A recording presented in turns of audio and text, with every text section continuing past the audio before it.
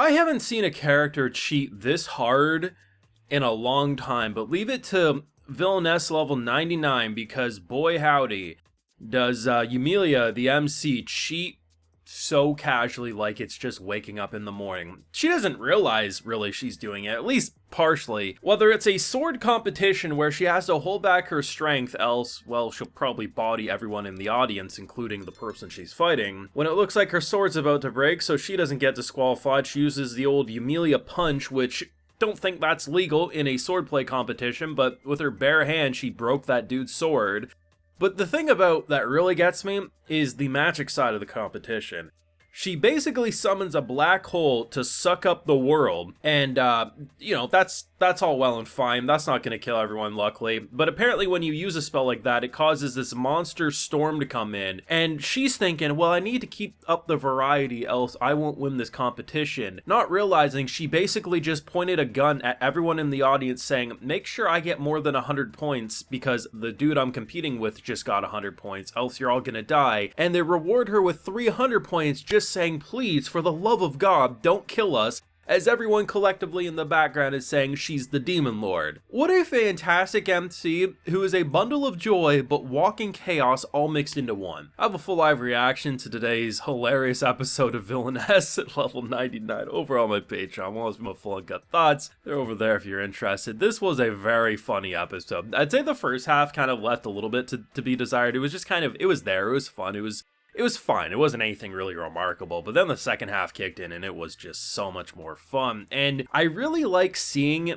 the characters evolve at a normal pace, because as infuriating as like what used to be the main characters and the main supporting characters were in the previous episodes, their pushback against Yumilia made sense. I mean, not only when we consider the fact Yumilia is being, you know, she's in the body of someone who was initially written as, well, someone to surpass the Demon Lord. She would be the hidden boss that you would fight. She's literally walking evil, or at least that's how it's supposed to be. And now seeing her intercept all these plot lines and redirect everyone's courses, like the fact that William, as an example, he's now level 20, and apparently he had a sword that he was supposed to get near the end of the game, and that would be used against the final boss, or at least the Demon Lord. I don't know what it means now that we just shattered his legendary sword, and is he gonna get a better one? I don't know. But the fact that we had multiple apologies out of the 4 characters who were very hostile towards her, one is kind of a friendship dynamic now with Alicia, because she actually, even if this plotline naturally happens in the video game where she does this beautiful show in the Colosseum with her magic, the reason it happened this time was because of her conversation with Yumilia, who then gave her the inspiration to think back to her past, her countryside, looking up at the stars, and that's why that happened.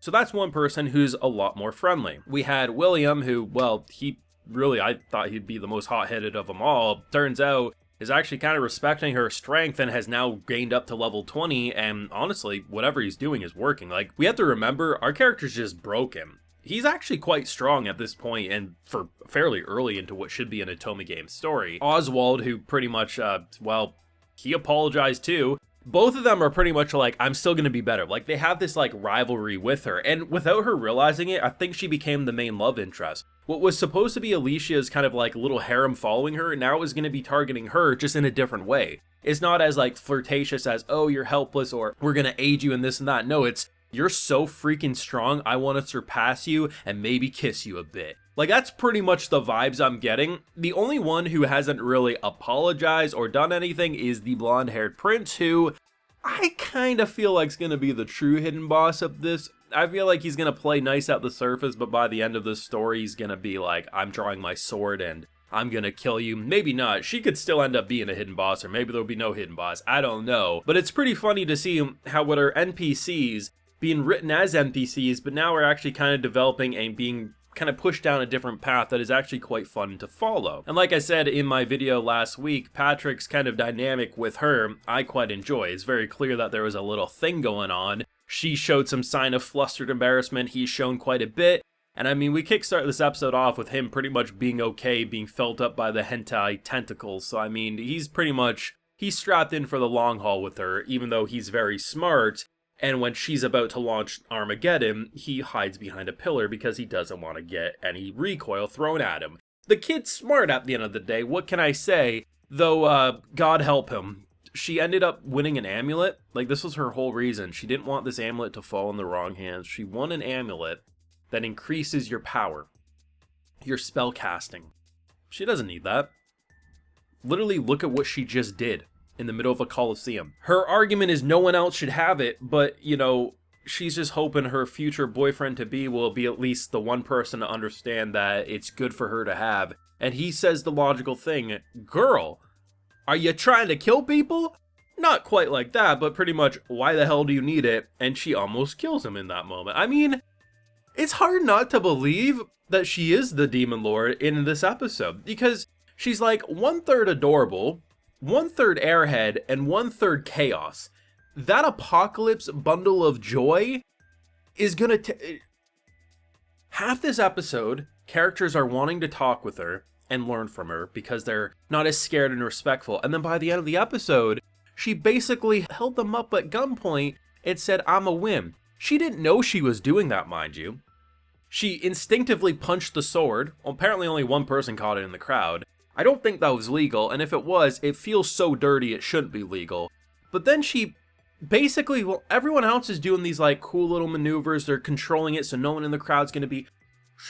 I'm surprised we didn't see a scene where people were holding onto their seat being sucked up into the air. Like, please, for the love of God, shut off this spell. And then here comes typhoon season. Like, fantastic comedy direction. Like, I really didn't expect this show to be quite as enjoyable as it turned out. And even when the show is at this point maybe not as funny or hooks me in quite as hard as previous episodes did, because like I said, the first half of the episode, nothing bad by any means, but it's just kind of like we're getting the ball moving now that things are a bit different. It was enjoyable. The big issue I had with like the first episode was it just didn't feel like it was needed, and apparently it wasn't even in the source material. They just added that because they wanted to, which I don't get. But now it feels like when things aren't really as entertaining as previous scenes, at least I enjoy the character interactions. At least I know kind of the idea of where we're going.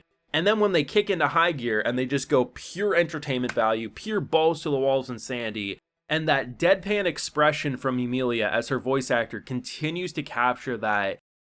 I can't tell if she's the smartest or dumbest character all mixed into one, but thank God we get to see her on a Tuesday because she is fantastic to follow. Hilarious. Definitely the funniest moments, in my opinion, of the show so far.